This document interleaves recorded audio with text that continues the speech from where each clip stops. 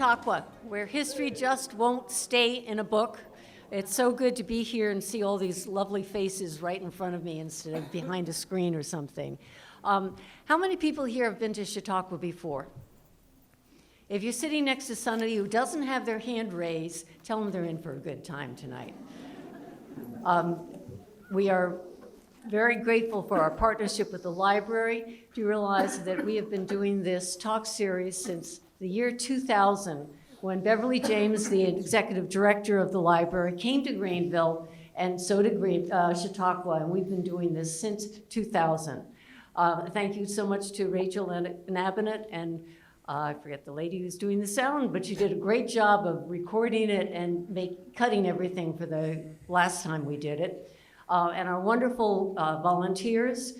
Chautauqua does not exist without you people as an audience and wonderful people that show up and volunteer with us. So tonight we have Laura Kaufman, Nancy Mollison, Terry Steck, and Sandy Holmes are all helping us get in and out tonight. So couple things, the bathroom's outside. That is also where the water fountain is. Those of you that have allergies may need that. So it's right outside. And in the back are books. You can take those books out. You do have to check them out, but if you want to have something to read about Houdini, all of the library's best books and tapes and things like that are out there. If you want to volunteer, the festival is coming up in June, and a good 80 people help us with that festival. If you'd like to volunteer, just see Nancy Mollison back there. We'll write your name down, and then we'll give you choices of things that you can do come June if you feel like it. Volunteers make this what we are today. Also, you want to be on our mailing list. That's another place to do it. Coming in your mailbox sometime in the next 2 weeks. It's at the printer, but the magazine that comes out will be in your mailbox by the end of the month. If you do not get one, that means we've lost your mailing address, so let us know where you are. It's chock full of wonderful, we're doing 45 events this year compared to a normal 30 or something, so there are all kinds of things happening. Look for that, and if you think you're not on the mailing list, just let us know. And coming events, next month, May 10th, is Martha Severns. We'll be talking about Georgia O'Keeffe, who has some wonderful South Carolina connections, and any of you who know Martha know that she just, yeah, I see a lot of hands going up. If you've ever been on a field trip with Martha, you know how much she knows and how much she wants you to understand what it is. So it'll be a great talk. And then the festival is June 9th through 19th, and it's Kennedy, Robert Kennedy, Dwight Eisenhower. I was just talking to somebody about the virtual show we had that Doug Mletcher did on Eisenhower and how much he knows without being at all vain about it. He just knows all this stuff. And Georgia O'Keeffe, Houdini, and Pauli Murray will be here. I'd like to introduce Larry Bounds. As many of you know, Larry Bounds is magic. What you may not know is that the very first thing that Larry Bounds did with Chautauqua was back in 2002 when you guys were all in high school. And Larry did a magic act that was originally from the American Revolutionary period. He read about it while looking at George Washington. And since then, he's performed many, many different things. My favorite character he ever did was Ambrose Bierce. Who knows Ambrose Bierce? You know, he's a very sardonic kind of person. And Larry said, no, I can do this. And he got to Q&A, and someone asked him a question. And he comes up to the microphone, and he goes, "No." That was the answer. But that was in character. So without further ado, I give you Larry Bounds. Okay, this is our unofficial sound check. Can everybody hear all right? Yes? Good. I'm here to share with you one of my favorite people in all of history, That, of course, is Harry Houdini. We are going to be looking through my PowerPoint version of his family album, The Life of Houdini. And I thought I would start with this picture of Houdini up there with those two eyes. Those are Houdini's eyes staring out. And I thought, oh, it's in my pocket. I thought, ooh, can I do that? Can I have that look? I don't think I quite got it. So, back to the family album. Ladies and gentlemen, tonight we're going to be exploring the life of illusion. And I'm calling it a life of illusion because he's a magician. You know, the classic definition of a magician is an actor playing the role of a magician. Houdini himself would begin his programs by explaining to the audience that all the miracles they were going to see were not accomplished by any supernatural means, but only by using the most powerful tool in the universe, the mind. That was his secret, the use of the mind. And he made no pretense at having supernatural powers, though people were happy to give him credit for supernatural powers. He resisted that.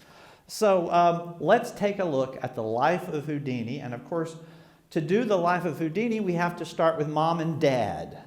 Mom is Cecilia Steiner, born in Hungary, part of the Austria-Hungarian Empire.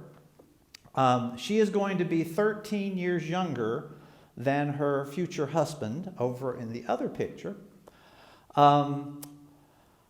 She was 21 when she got married, and so of age. And she was the great darling of Houdini's life. I've heard that Abraham Lincoln and Harry Houdini are the last of the great mother lovers. That it was this relationship, this close relationship between them, and they were constantly writing letters back and forth and staying in touch. He adored her. He is buried with his mother's letters wrapped with a ribbon under the pillow in his coffin. Yeah. When she passed away, and he was in Europe performing, under Jewish tradition, she would be buried within 3 days. He insisted that they delay that. So he had to be able to be with his mom before she was laid to rest and see her one last time. So they went against all tradition, and he returned home from the middle of a tour to come back to America so that he could be with her one more time. The father is an increasingly interesting character. The father, and his name was Meyer Samuel Weiss, or Weiss. The SZ is actually a German way of writing double S's. So when he moved to America, it became Weiss with two S's, but the Germanic way of doing it, they were in Austria, the Germanic, Hungarian Austrian Empire. The Germanic way of doing the two S's with a Z. So, and of course, W's are pronounced as V, so it would be Weiss. And you get to America, it becomes Weiss because we pronounce W's differently. But there he is, dressed as a rabbi. Or so I have been told for over 50 years that he's dressed as a rabbi. And I just this week found out he's not. I have read wonderful books. I would be willing to bet you every single book back there that shows this picture will tell you he's dressed as a rabbi. But he's not. He's dressed as a lawyer.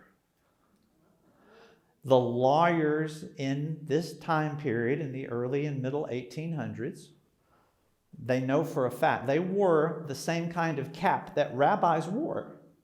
The cap was confusing. But the tip-off is his belt, which you can't really tell from the picture at this distance, but the belt has a small purse attached. When you paid your lawyer, you simply lifted the flap and put the money in the purse. You did not pay off your rabbi. He was in his official robes as an attorney. You see, the year he married Cecilia was also the year he finished his law degree. When he was 22, he had become ordained as a rabbi.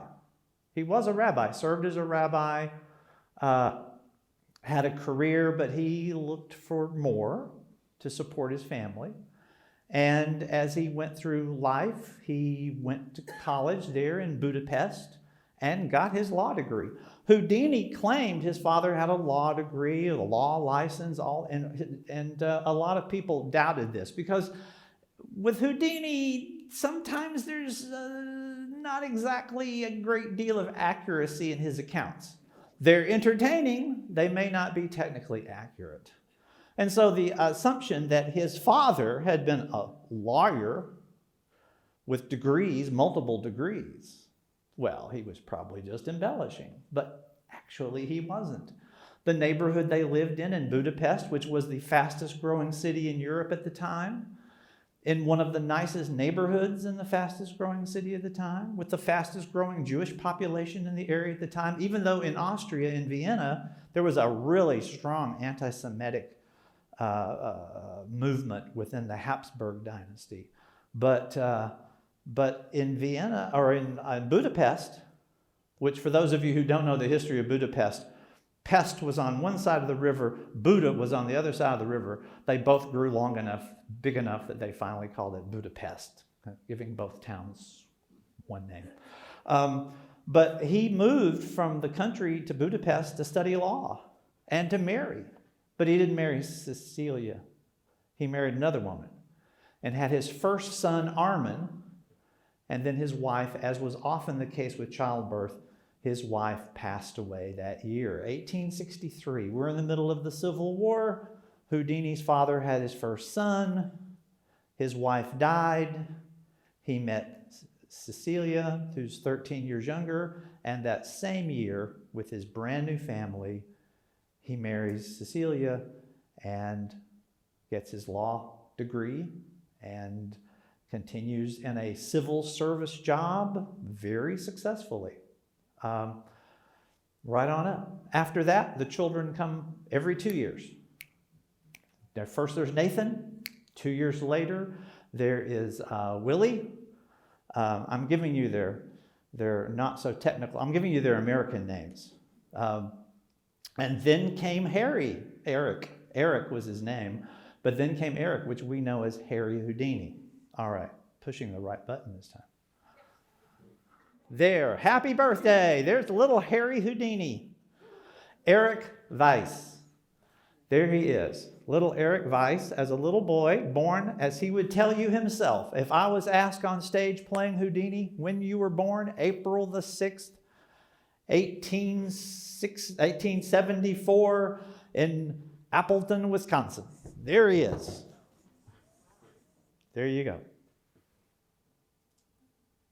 Or was it March the 24th of 1874?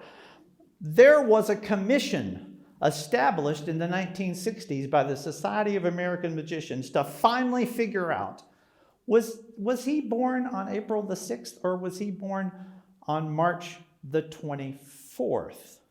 And was he born in Appleton or was he born in Budapest? His whole life. He was a good American, middle American boy, born in Appleton, Wisconsin. What could be more American? Appleton, Wisconsin, has an apple in it. So in the late 60s, they came up with the decisive evidence, birth records. He was born the fourth child of Samuel, he went by Samuel Weiss, in Budapest. 2 years later, there came his younger brother, who went by the name of Theo. And then shortly after that, there came the younger brother. Am I going to forget the next one? Leo.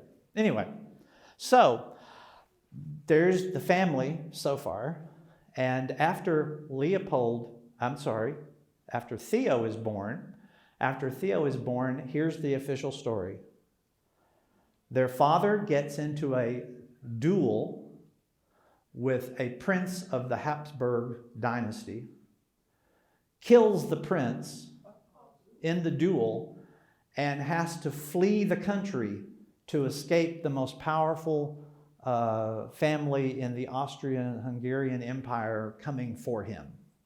And so he flees to London, where he meets with Baron Rothschild, who gives him financing to go to New York, where Rabbi Weiss is offered a position way out in Wisconsin for a small town. By the way, Appleton, Wisconsin, very progressive. It only had a Methodist and a Baptist church, but the Methodists and the Baptists said, you know, the Jewish people that are moving here, they need a place to worship too. And they all pitched in together to raise a temple for the Jewish congregation there. It was a mutual, hey, everybody should have a place to go worship. Cool. And so they did that, and he was invited to come over. And he brought with him a huge library of religious texts and legal texts written in German, written in Hungarian, written in Yiddish, that he brought with him. His vast library. When times get hard in years to come, he will actually sell off part of that library to help finance and keep the family going. So the question is answered. He was actually born, Harry Houdini, actually born in Budapest, actually born on March the 24th, according to the official records. The father died in 1892. Now, there's a lot going on between Houdini's birth and at the age of 18, his father passing away. That is a major moment in his life. Because his father invited Houdini into the room as he lay there. He was dying of cancer. He had cancer of the tongue. And as he was dying of cancer, he called his son in and told his son that he wanted him to promise his dying father that he would care for his mother. And of course, he took that as a personal responsibility. It would be my assumption, my guess, he had probably called in all the boys one by one and asked them to be sure they took care of their mother. But as far as Houdini was concerned, that was going to be his job. And when it came to having jobs, Houdini was one heck of a worker. Now here we have him as a little boy in Milwaukee, Wisconsin. That's the first picture. Wait a minute, he was in Appleton. Well, he was only in Appleton for 4 years.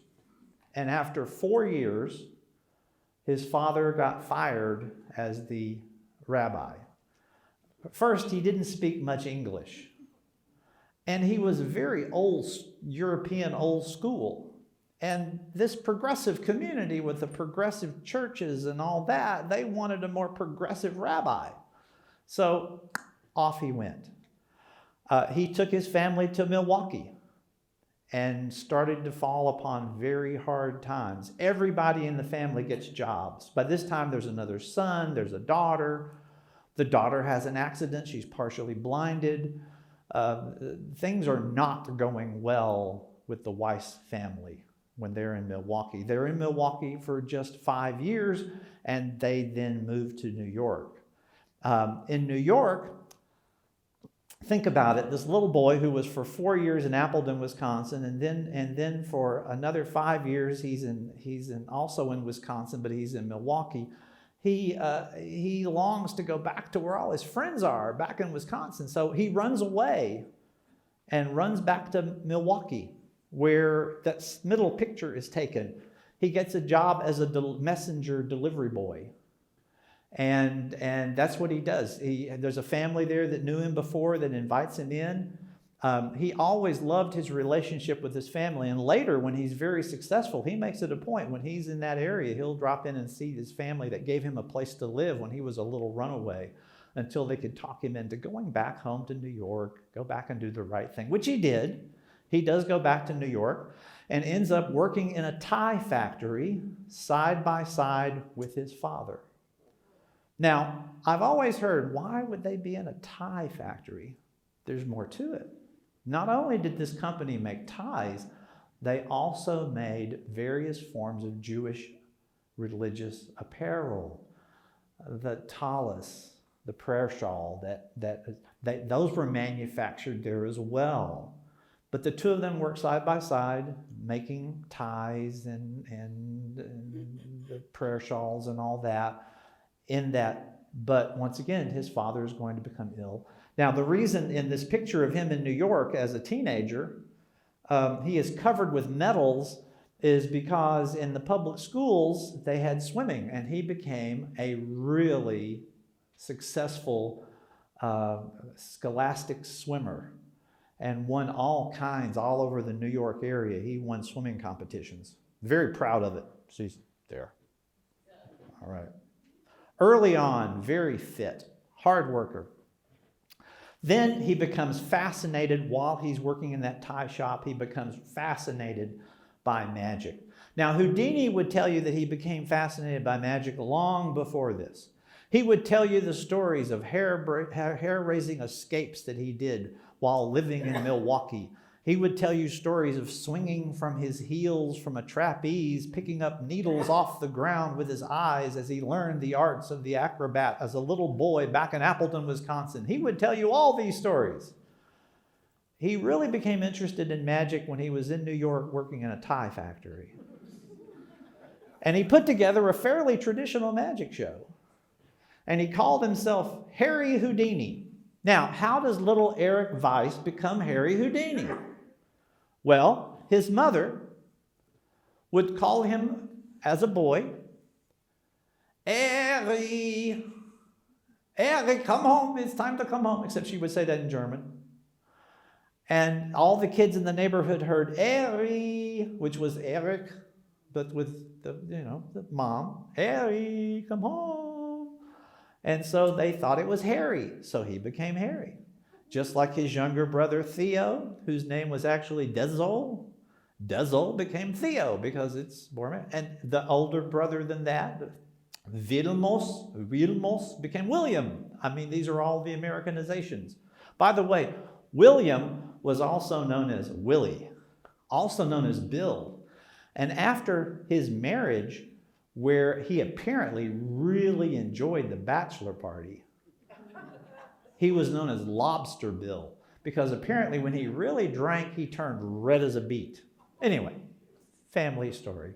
Okay, so Houdini, Houdini, gee, where did that name come from? So there's Harry, but the Houdini is because when he was studying magic, he found a book written by Jean-Robert Houdin, the famous French conjurer, one of the greatest, in fact, considered the greatest French magician of all time. And Robert Houdin, who established fabulous, he was a watchmaker who became fascinated by magic and built all these wonderful illusions and even helped to stop a war with the Algerians, between France and Algeria, using magic tricks to convince the tribal people that the French could overpower them and defeat them by using magic, and so they gave up the fight. This fellow wrote an exciting book about his life in magic, and Houdini loved it, and so Houdini decided he wanted to be like Houdin, and he thought that sort of an Italian way of saying like Houdin would be Houdini. Harry, like Houdin, Harry Houdini. And that's where the name came from. He started a magic show with a friend of his, and they called themselves the Houdini Brothers. And then his friend got really bored with doing magic tricks and making no money. So he left the show, and Houdini then got his younger brother, Theo, to come in and join the act. And his younger brother came in and became the brother Houdini. Literally, he was the brother Houdini. And they did a show together. And then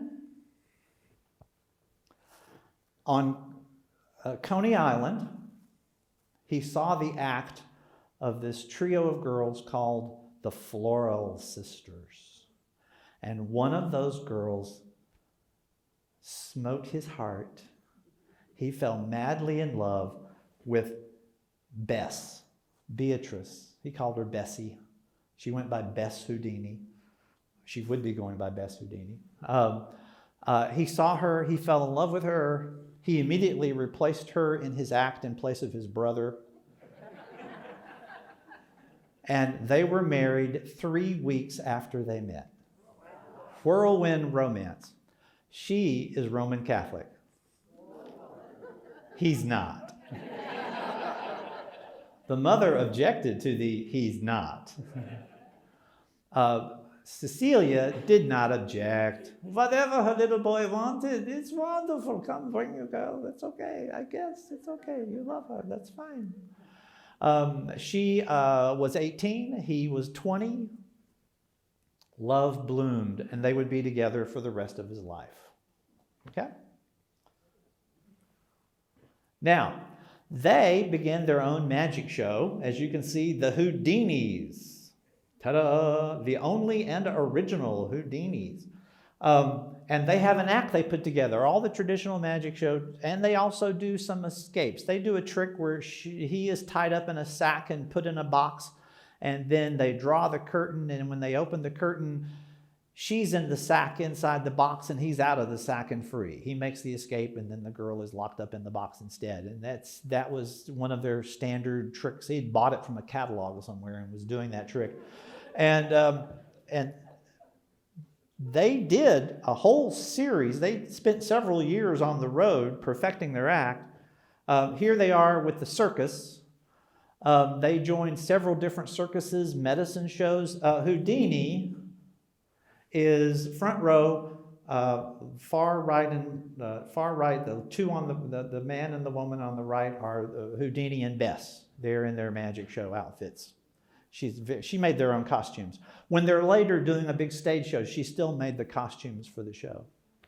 But they did the circuses, they did minor theaters, they did places where you don't maybe expect to get paid because you have to watch them closely to make sure they don't steal your money. They paid the sort of the bottom of the theatrical circuits. And then finally they were approached by someone from Keith's. Keith was one of the big names in the theater circuits. And this talent scout from the Keith circuit saw Houdini and Bess, the Houdinis, doing their show. And he met with them after and he said, the magic, you're just doing what everybody else does. But that escape thing, if you work that up into a show, I think you've got something. And so they did. And Houdini, the king of cards, becomes Houdini. Nothing on earth can hold Houdini a prisoner. I told you he was physically fit. Now, there is sociologically another thing happening at this exact same time in the late 1880s and 1890s. There is this guy who dresses in like leotards and a swim trunk, and he does muscles, sort of an Atlas kind of guy who does whole classes on physical exercises and using barbells and getting men to look, muscular and all cut and all that. That became a big thing, being a bodybuilder and having this athletic build. He fit right into that genre automatically. His swimming really paid off. It tells you how good swimming can be for you. So Houdini becomes the man that no prison can hold. And that really works. How do you get people to come to a show to see a man that they've never heard of with a funny name like Houdini? Well, you give them a free show out in public. You hang from a crane off the top of a building with thousands of people gathered in the street below because you've heavily advertised it, and wrapped up in a straitjacket, you dangle from the top of a building, and you escape, as in this series of shots you can see him doing. You escape from a straitjacket, and I promise you, when you finally peel that straitjacket off after like an eel working your way out of the confines and you drop it, the audience goes crazy because they're watching someone hanging from a thread and then suddenly the person falls. It's actually the jacket falling to the earth. But everyone for a moment thinks, oh my gosh, it's broken, the rope's broken, he's dying. And then they realize, no, his hands are out, he's free, he's overcome. Yay! I'm going to go see his show. Or If you really don't have any tall buildings, but you do have a low bridge over a river, like in Boston, you do a bridge jump. You're locked in chains and handcuffs. Thousands of people gather on the bridge and on the shore, and with your hands handcuffed behind your back, you leap off the bridge into the cold water, and you extricate yourself so that a rowboat can come over and pick you up and take you back to the shore. Also, risking your life. I worked for a magic shop in Atlanta many years ago, and the owner, Ken Fletcher was his name, maybe the proudest possession he owned was a set of handcuffs that Houdini had used during one of his bridge jumps. These were the handcuffs that these were one of, I'm sure he wore hundreds of different pairs of handcuffs, but these were one of the authenticated pairs of handcuffs worn by the great Houdini. All right. Oh, and just in case you want to get really good press, doesn't have as big a draw, but you get a lot more press coverage if you are actually allowed to be imprisoned in the local jail, and then you escape from the local jail after having been stripped naked, medically examined by a doctor in every orifice to make sure you're not hiding anything, because the police do not want it known that you can break out of their jails. And they lock him up. His most famous case was in Washington, I believe, where he was locked up in the cage that had actually held one of the presidential assassins, and in years past. But that was the assassin's cell, and he escaped, but completely naked. He escaped. He then went up and down the cell block, opening all the cells, rearranging the prisoners in different cells, including the man who's famous for the great shooting in he killed the fellow who built Madison Square Garden because they were both in love with the same girl that swung on the velvet swing. He was locked up there having his prison sentence, and here comes this naked man to his cell saying, "Come with me." But he rearranged them, and then he escaped. Then he got his clothes on, and he escaped over the wall, actually made it, because he was supposed to be in the theater that night. And the police were at the theater, but he managed to actually rearrange all the cells, then appear on stage on time to do his show. Press coverage. He escaped from the prisons at Scotland Yard. He did this all over Europe. Speaking of which, he does take his show on the road. In Germany, he is declared a liar, that he has violated German law by making impossible, absolutely impossible claims that no one could possibly fulfill. And he has a court hearing, facing prison time for false advertising. Now, in the modern world, we think false advertising, well, duh. But in 1901, 1902, 1909, this is considered a big deal. And so he goes on trial, and he escapes from chains and handcuffs and things. And they're still not convinced you can escape. He said, "Your Honor, that safe in your office, I'll escape from your safe." And they locked him inside the judge's safe. And he escaped. And they said, "Okay, you can do exactly what you said." And so in this poster, in the bottom right-hand corner, there's a square, which is the official document released by the police of this German police force, claiming, yes, we have tested him and everything he's claiming is actually true. Now, he went all over. He performed for the crowned heads of Europe, and he even went to Russia. And in Russia, he performed for the Tsar. This is before the communist takeover. There, they put him into a prison van. Once again, stripped naked, thoroughly examined, put into a metal-lined prison van. He escaped from the chains. He escaped from the handcuffs. He escaped from the prison van. All of that. He did it. And in France, he had all kinds of French adventures. In France, he saw an airplane flying. Ooh. He spent $5,000, which is equivalent to $150,000 today, to buy an airplane. a French Vulcan airplane. And he hired an airplane mechanic who could also fly to teach him how to become a pilot. And he took flight lessons in France. He also heard of this new thing called the movies. And there was a guy there named Path. I'm probably mispronouncing that. P-A-T-H-E with a little diddly thing over the E. Pathé, would it be? Pathé? Anyway, you see their name on films and things even today. But the Pathé Corporation filmed a short in 1901, a short film of him. That's what that scene is from down in the right-hand corner. He's been locked in prison and he escapes on camera. The film is just a minute or two, but it's his first, he's literally one of the great pioneers in filming. Years later, he will actually create the Houdini Pictures Corporation. And he will produce a series of live action, and I'll get into those in a moment, live action escapes and these, the perils of Pauline thing, where at the end of one episode, you're about to be destroyed in some horrible, horrible way. At the beginning of the next episode, you escape from that peril and go straight into the next peril. He'll do that. When I learned how to escape from a straitjacket, it was by watching one of Houdini's films on a DVR, frame by frame. And when I got to the key move, where you have to sort of partially dislocate your shoulders to be able to get out of the straitjacket, I went, no, you can't do that. You can do it. And if you do it wrong, it actually does dislocate your shoulder. So, anyway, so Houdini, by the way, is going to pursue flying. He will pack up his plane, and this world tour he was on will take him to Australia.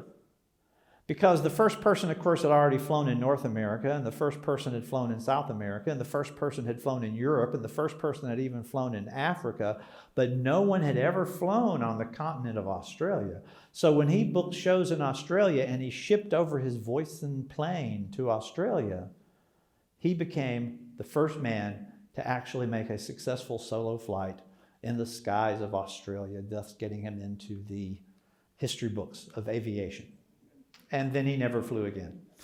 Okay. Okay, on we go. Now, anybody who does a magic show always has a dream of doing the big show, the illusion show. And so, and Houdini, as he got bigger and bigger audiences, he decided to do bigger and bigger tricks. There was a theater, a grand theater in New York called the Hippodrome. It was the largest theater in New York. He played the Hippodrome. Hippodrome actually had a sliding stage floor that could be slid back to a giant pool where aqua shows could be done. And so they would wheel out this crate, spin it around, show it's all empty, open the door, show it's empty, close the crate, the great Houdini would gesture, and out would pound an elephant produced. And they knew there were no trap doors because there was a pool of water underneath the floor. Everybody knew there's a lake underneath that floor. How did he make an elephant appear? But he did that. He did the shows with the box jumpers. His wife by this time was no longer a box jumper is a familiar term among magicians for usually the wife or girlfriend of the magician who's willing to crawl into these little boxes and jump out. But by this time, he's hiring people to be his box jumper. His wife is still helping design and make costumes, but she has stepped back. This is the big time. They have hired help for that. Some of his most famous illusions, the milk can escape, where he's actually padlocked into a milk can. Now, as he submerges in the milk can, they pour an extra bucket of water over the top to fill it all the way to the top before they clamp the lid down. They place a small screen around it, and they invite the audience, hold your breath. And hopefully he'll escape by holding his breath somehow from a big milk can. And he would, except once. Once he didn't make it. He was in Milwaukee, home for beer. So, to be topical, he allowed them to fill the milk can with beer. He didn't know that alcohol can seep in through the pores of the skin when you're completely engrossed. And he passed out because he never drank. And luckily, his assistants knew what to listen for in the event of an emergency, and they were able to break him out suddenly before he had a chance to drown. But he almost drowned, sealed up in a tin can in beer. Almost. But he survived and then repeated the trick without passing out and was okay. And of course, there's the famous water torture cell. I was telling somebody earlier that when we do the show this summer, we're not going to be doing the water torture cell. Now, the only reason we're not going to be doing the water torture cell is because we are doing the show based upon the last week or two of Houdini's life. And that last week or two of his life, he had been doing the water torture cell, but he had broken an ankle. The ankle is locked into those wooden stocks, and he had actually had a fractured ankle bone. So he was slightly limping, and you can't hang upside down with a broken ankle and do this successfully, right? It would not be healthy. And so that was off the list of tricks they were doing. And since that was off the list of tricks he was doing at that time, I have to be historically accurate. Okay. And the other one, he's standing here in a smock in front of a brick wall. I love this trick, the brick wall. Some of you may have seen David Copperfield do a version with the Great Wall of China, where he's on one side of the Great Wall of China and he pushes through and goes to the other side. Well, Houdini invented that trick. Houdini actually would bring in a local brick masons union because it's good publicity and all the brick masons are going to buy tickets. And they would bring the brick masons union in and they would actually construct a solid brick wall on the stage. Mortar, bricks, put it all together. And then he would step from one side. They'd put up like a little folding screen so you can see the rest of the stage. You can see where he is. And then they would put up a little folding screen on the other side. And he would step behind this folding screen, right through the solid brick wall, step out of the other folding screen. It's magic. All right, all these fabulous tricks. He does go into the movie picture business. In 1919, 1920, 1921, he is doing a series of films. First, he does the serials, which are the multi-part ones where there's like a 10 or 15-minute movie with a daring ending. Maybe at the end, he's locked in a straitjacket or he's tied to a wheel that's going to be turned to drown him or whatever it may be. And then you'll actually see him escape. One of my favorite ones is there's an escape where he is handcuffed and his hands are on a hook and he's hanging in a closet on a hook. And they take a shot and you see him take off his shoes with his with his feet, peel off his socks using his toes, walk up the wall because of course, this is a movie, so they've got a wall that's open here and they can film it. He walks up the closet door with his feet until he brings his feet up over his hands, so he's folded himself in half, and using a piece of wire and his toes, he picks the handcuffs open and releases himself. Sure, anybody could do that, right? All right. But he does a whole series of these films, and a lot of these can be found online. You can find some of these have been restored and they are available. He was known in the film annals as being a very sincere actor. He thought that was a great compliment. He didn't know that what they meant was he tries so hard. And if you have a chance to watch one of his movies, I do invite you to do that. They have some thrills and chills, and he's really trying hard. Okay.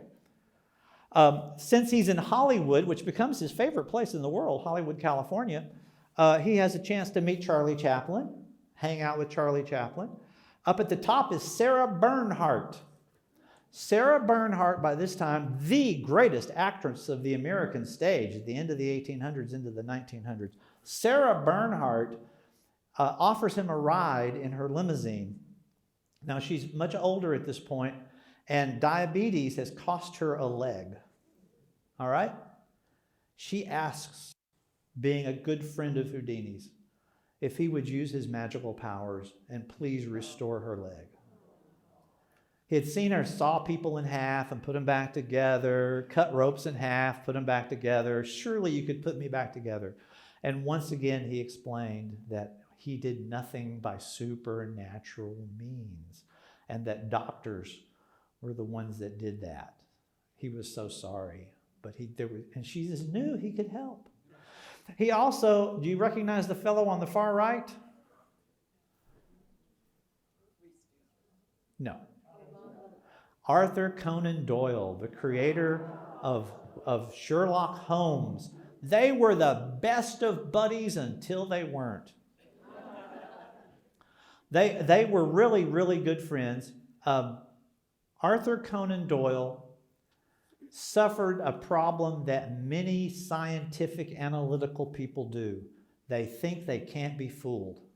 And people who think they can't be fooled, any magician will tell you, are the easiest people in the world to fool. And that was the case with Conan Doyle, Arthur Conan Doyle. And I'll tell you a little bit more about that in a minute. But down below, there are two pictures of the same thing. There is Teddy Roosevelt in the middle with Houdini at the right arm of Teddy Roosevelt.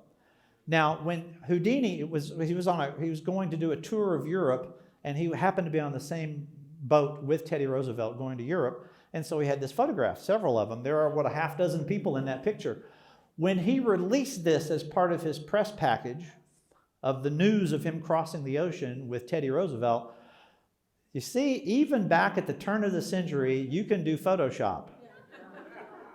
He's there in that little brown image it's him and Roosevelt, same picture, but all the other people are gone. It's just the two good buddies.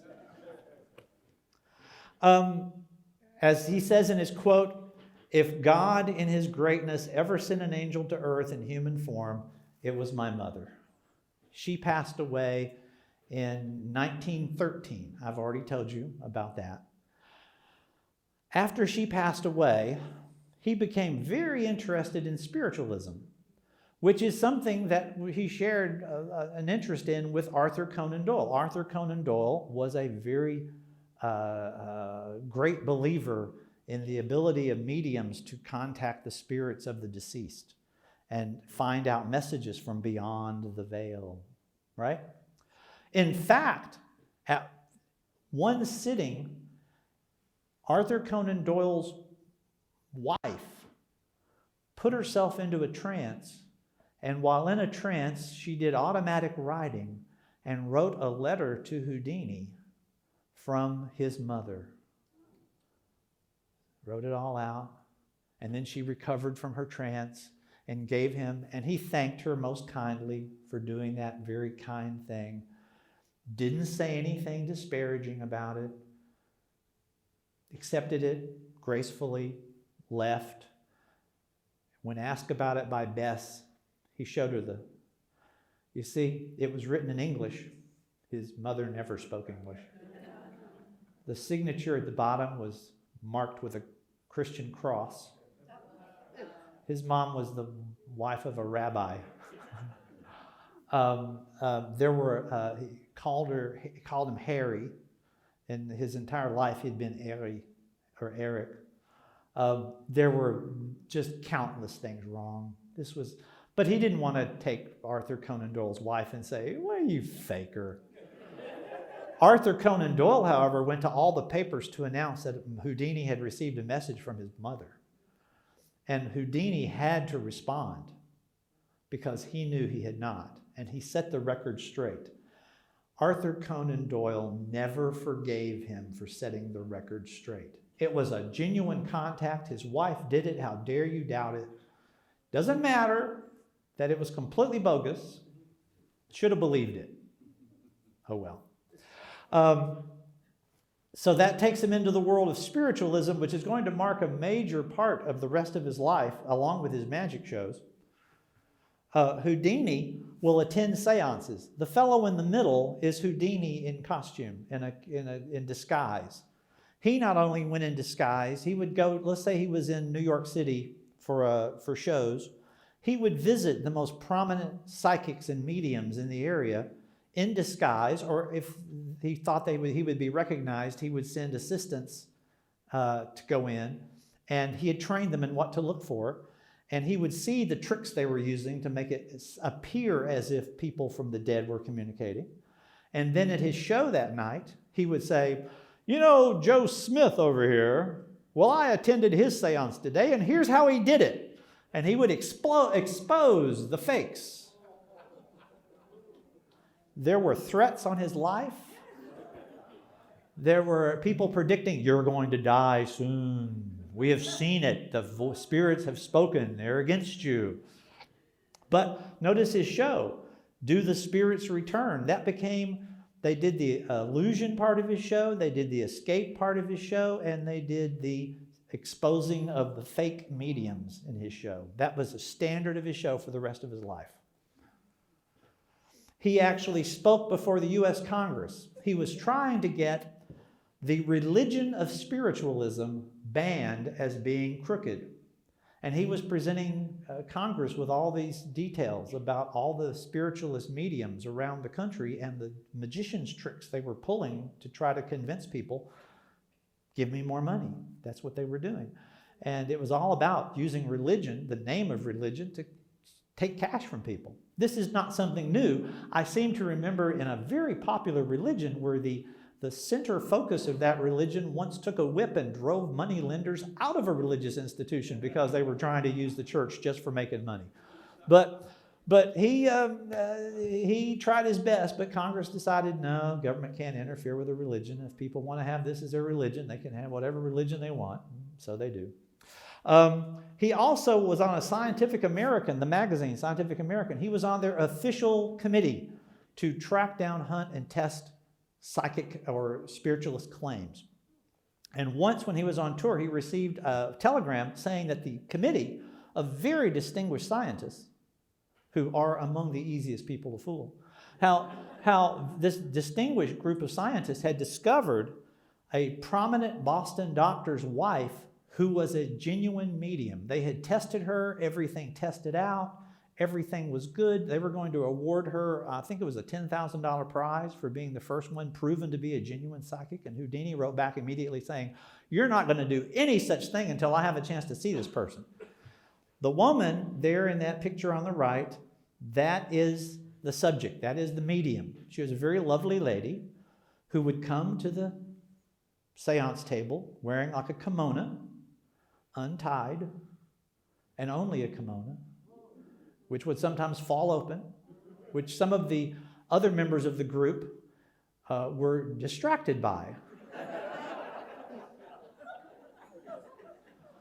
But Houdini put her through the tests.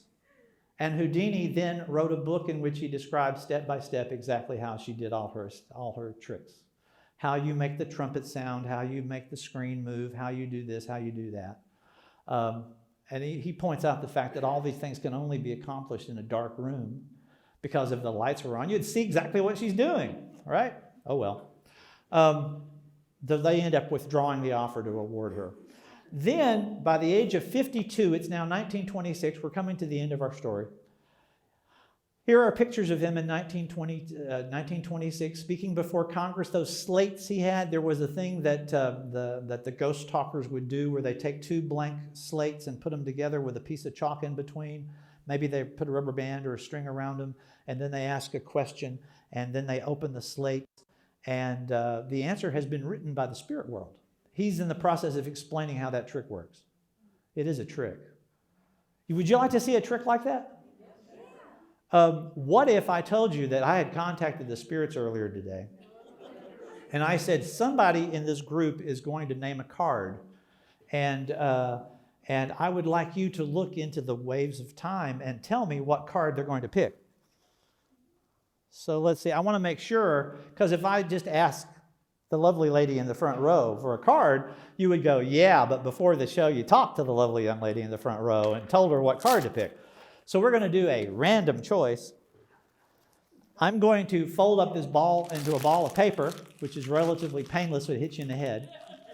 And I'm going to toss it over my shoulder, and that person will be person number one. And they get to turn any which way they want and throw it over their shoulder, and that'll be person number two. And then that person will turn any way they want and turn it over their shoulder, and that'll be person number three. And I'll ask that person what the card is. Oh, and by the way, just in case I have 52 different packs of cards and every pack of cards has a different card upside down, I'll just leave the cards in plain view the whole time. All right? Whoa. Okay, ready? Here we go. Oh, wow, it really went far, didn't it? Okay, well, see, you're only person number one. So, turn any way you want, toss it wherever you want. We're making progress. We're on person number 2. Now, you're going to go to person number 3. Oh, there's a toss. All right, person number 3, welcome. Now, has anyone arranged ahead of time for you to name any particular card? So when you say like the ace of spades or the 2 of hearts or the 3 of clubs or the 4 of diamonds or whatever card it is you pick, that'll be your own free choice, right? And only you knew. And only the spirits knew. One card reversed in this pack. Think of the cards. Picture the card. What card would you like to name? A free choice of the 52 cards in a pack. Now, I just said the ace of spades. They're all going to think I made you say the ace of spades. I mean, you can stick with the ace of spades if you want to.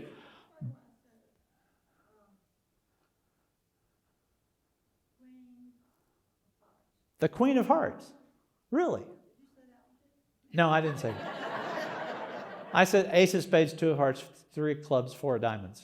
Yeah. Anyway, so, you ready? This pack. One card.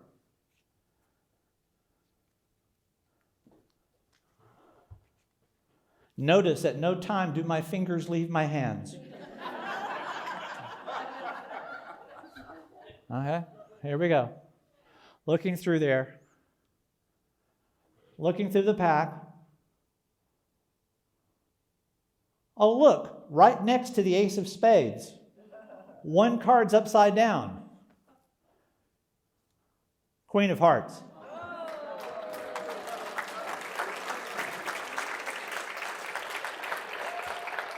Oh, see, the spirits must be real.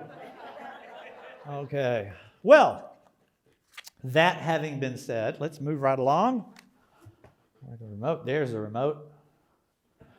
Okay, so Houdini, by this time, 1926, he's 52 years old. That's actually, relatively young. He's not looking relatively young.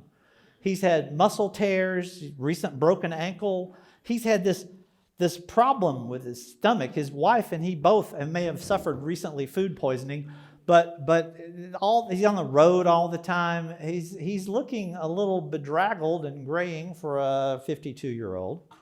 And then he dies. On tour, Houdini is doing a show in Detroit, and he's got a fever, and his wife wants him not to do the show, but the show must go on. And he's out there and he has a trick where he makes like miles of ribbons appear and silk handkerchiefs appear, and he starts to do it, and he doesn't feel good, and so he hands the jar or whatever to a female assistant who's standing there like this, and she starts producing them, and then the rest of the show he gestures and he points and they do the tricks, and he finishes it up, and as soon as the curtain closes, he collapses. He kept himself up until this curtain closed. And they rush him to the hospital, and they open him up, and he has a ruptured appendix. And he's apparently had a ruptured appendix perhaps for the last day or two. And the peritonitis has set in everywhere. And the doctors flush him out with mercury. There are no antibiotics in 1926, so that would kill the infection as best they could. And they say that he might survive the night, but the infection was just too far spread to save him. A week later, having been predicted he would die overnight, he survives for a full week in the hospital. The press over the whole world is there at his bedside, listening, getting reports every day, the status of Houdini. His brother Theo, his former partner in the Houdini brothers, His brother, who is now known as the Great Hardeen, because his brother went on and followed Houdini with his own individual magic act and tours just like Houdini tours. In fact, they do a little thing where Houdini's playing somewhere and Houdin comes in, and it's like professional wrestlers where they have this horrible, oh, yeah, I'm going to reveal how you do your tricks, and I'm going to reveal how you do it. Well, I'm going to do this. And they have these fake fights. Nobody knows they're brothers. And because one of them is like 6'3" and the other one's 5'5", and the Houdini's the 5'5". And so they have these contests and these things between them, and they're actually working together hand in glove, and they both get big, increased audiences from all the competition. But Houdin is by his brother's bedside, and Houdini's last words are, "I just can't fight it any longer." And he dies from the infection, holding it off days longer than anyone thought anyone could possibly fight against that much infection. And his funeral is a huge event. Celebrities are there through the streets of New York to his burial place, which he has actually had designed for him and his entire family.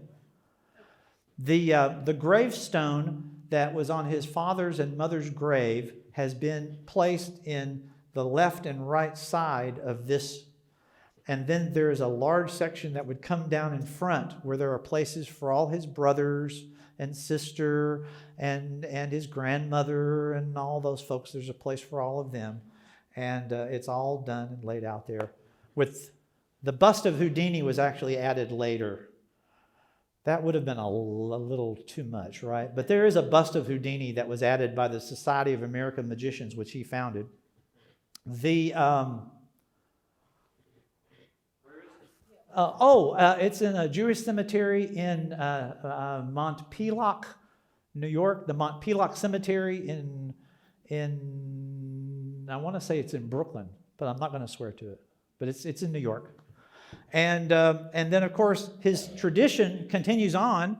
You have the famous movie with Tony Curtis in 1953, where Houdini fails to escape from the impossible to escape from glass tank upside down, the Chinese water torture cell. And he dies trying to escape from the water torture cell, which, as I have already explained, he did in his show for years successfully. And then in 1976, there's a made-for-television miniseries with Sally Struthers from All in the Family playing Bess, and from Paul Michael Glaser, who was in Starsky and Hutch, right? He played Houdini. Terrible, terrible film. There is a scene in this film where Cecilia says something he doesn't like and he slaps her. For anybody who knows Houdini, he would have cut off his hand. Anyway, and then fairly recently, there is Adrian Brody did the part in a miniseries for the History Channel. That was actually quite good and historically way more accurate than either of the other ones that came out. But there are other ones as well.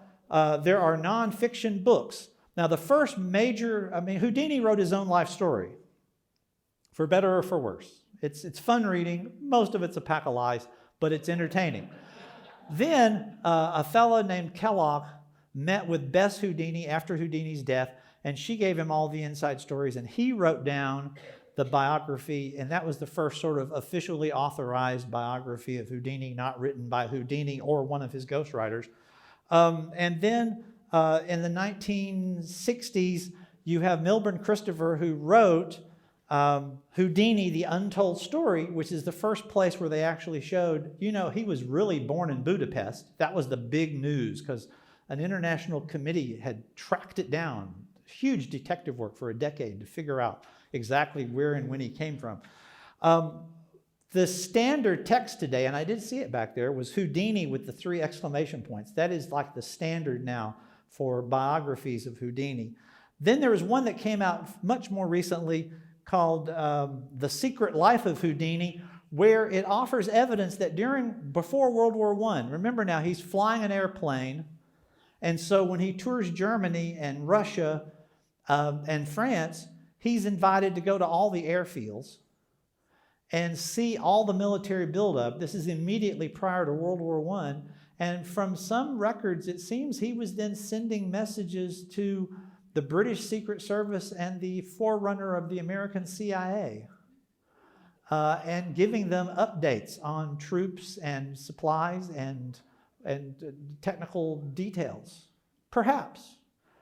All the messages are in code, and the code indicates an H as the source of the information, and he was at certain bases at certain time where he would be able, so it's still maybe, but he may have also served as a spy. He would have loved that.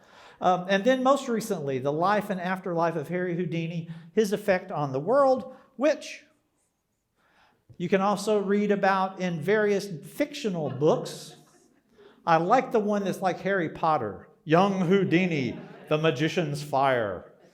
Okay? Or you can actually read the works of Houdini himself. He wrote quite a few books. A history of Robert Houdin he wrote.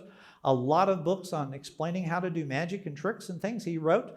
Exposing the tricks of fake psychics and stuff. He wrote the book on that. And he also worked with several ghostwriters to help him with his writing. His fame was continued on by his brother Hardin. He willed his magic show to his brother Hardin. In the first picture, that's Houdini in the front, Hardin in the back. And he continued on with the magic show. His wife, Bess, much later, she would continue for 10 years after his death, every Halloween, because he died on Halloween in 1926. Okay? Every Halloween, she would do a seance, though the first one was actually on October the 1st of the following year. But she would try to contact him. They had established a secret code that if he could come back, if he could escape from the world of the dead, he would deliver her this special 10-word message. And they would then know that it was accurate. And so after 10 years, she said, it's been 10 years. That's enough time for any man. And she closed the book and didn't do any more of the seances after that. And then there's a picture of Marie, his niece Marie. Marie, into her late 80s and 90s, was going to Magic Club meetings, paid speaker, talking about her childhood with Houdini. And she just passed away, I think, about 10 years ago. But Marie was another one to spread the story of, yes, I remember my uncle, and this is what he was like. There are magicians around the world that have been influenced by him. The first, I had a chance to meet him once. That is the amazing Randy. Randy made it a point to actually reveal, just like Houdini did, how modern psychics and modern fakers do it. His most famous case was the case of Peter Popoff. Anybody know Peter Popoff? You heard that name before? Yeah, the Peter Popoff was an evangelist who did mystic healing in his audiences. And he told how he did it. He had an earpiece. And his wife, people waiting outside the revival, would fill out prayer cards. And she would interview them. And then she'd go backstage and get on the radio. And she would say, the lady in the front row in the gray dress, she's had a bad back. I feel someone here is suffering. Back here maybe.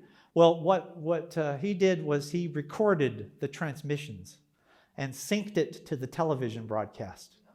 And you could hear it. I think Phil Donahue released it and showed it. And Peter Popoff's career was over for a couple of years. And then he came back on television. He's still on television today, and he's still doing the same things. But, hey, if you want to be fooled, it's easy to be fooled. Okay? The next is Dorothy Dietrich. She runs the Houdini Museum in Scranton, Pennsylvania. She's also famous for doing the tricks of Houdini, the escape tricks of Houdini, and for catching bullets in her teeth. Houdini never caught a bullet in his teeth. He was going to catch a bullet in his teeth, but one of the great magicians, Keller, wrote him and said, you are the greatest magician of America. Too many of our comrades have died doing the bullet catching trick.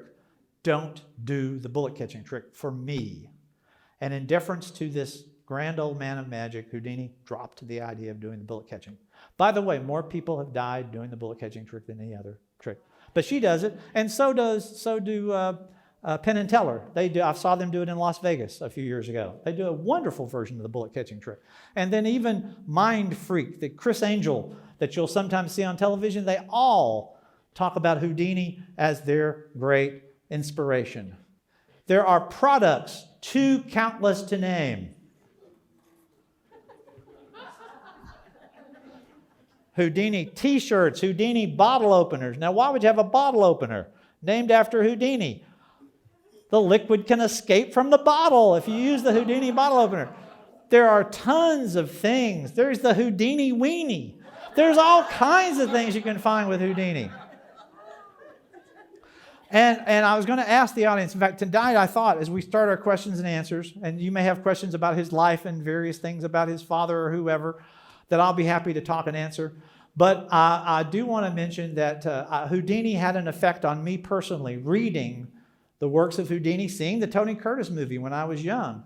In fact, the picture up here is me almost 50 years ago in a magic shop in Gatlinburg doing magic tricks in a magic shop years ago, inspired by none other than Houdini.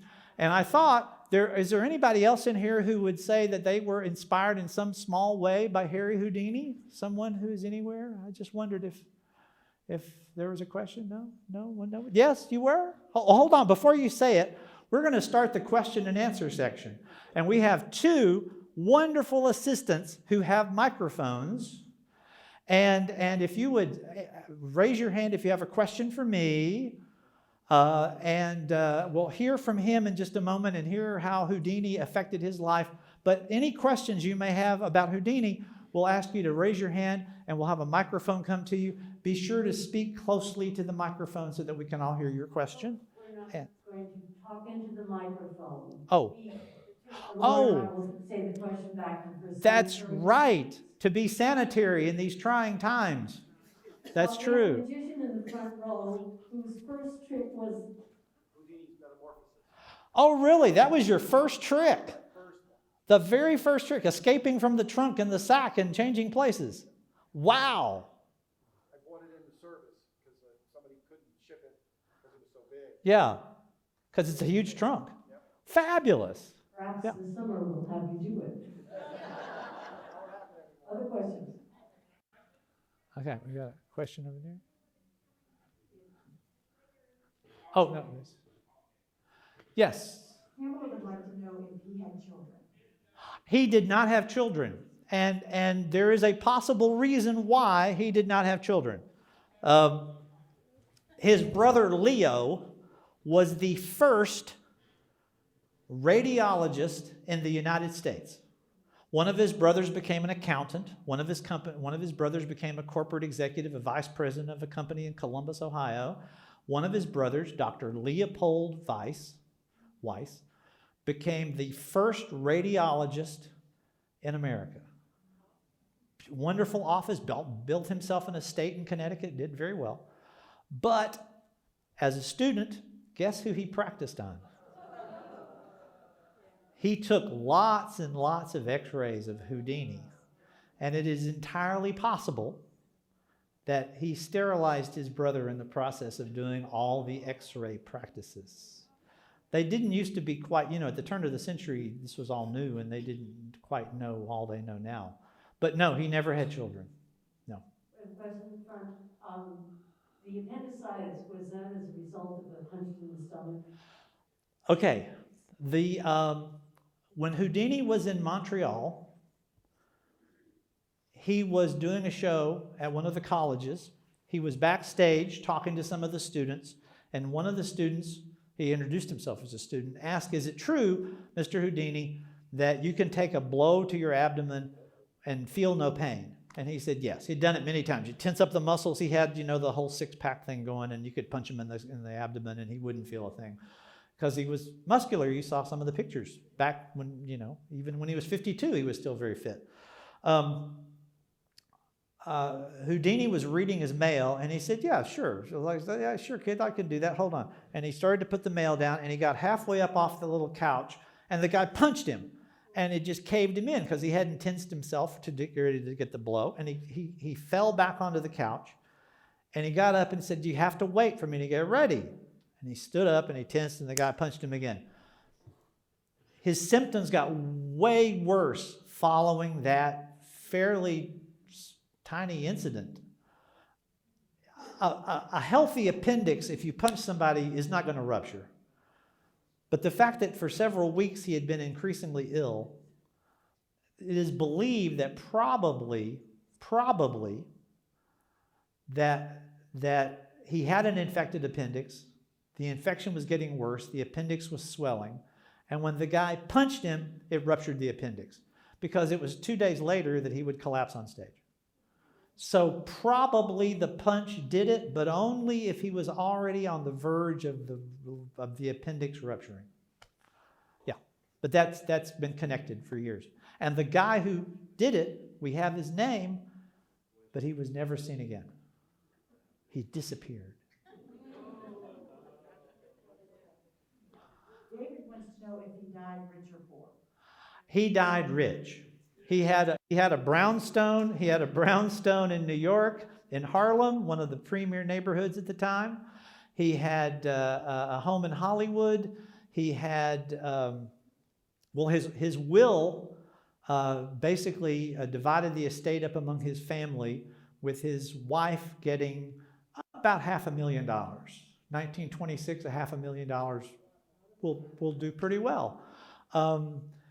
He also, in his will, by the way, his brother Leo, the doctor, he forbid him in his will from being buried in the family cemetery.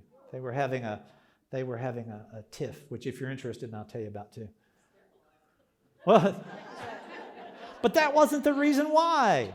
Okay, I'll tell you. The reason why was because his brother Nathan, who's going to become an executive in a company, his brother Nathan was married to Sadie. And Sadie divorced Nathan, and 10 days later married Leopold. Houdini went through all the family pictures with a pair of scissors and cut Leopold's face out of every one of them. He was not happy about this. He wanted nothing to do with Sadie. He wanted nothing to do with Leopold. Leo turned out to be the last Houdini brother to die. He died in 1962 or 60, I think it was 63. He was 82 years old, I think, and he died by committing suicide. He had retired. He was going blind. He went out on his balcony of his apartment in his apartment building and just jumped off. Didn't want to go blind. He was sick. He had lost most of his money over time, and he did not die rich. But Houdini did. Yeah. And his books, his fabulous life. His father was famous for his collection of books. Houdini had an even more impressive collection of books. Theater books, magic books from ages and ages of books. His were all donated to the Library of Congress as part of his will. So they're still there. You can go to the Library of Congress and read the original books bought by Houdini. Yeah. Questions? Final questions? We've had a wonderful evening with Larry Brown.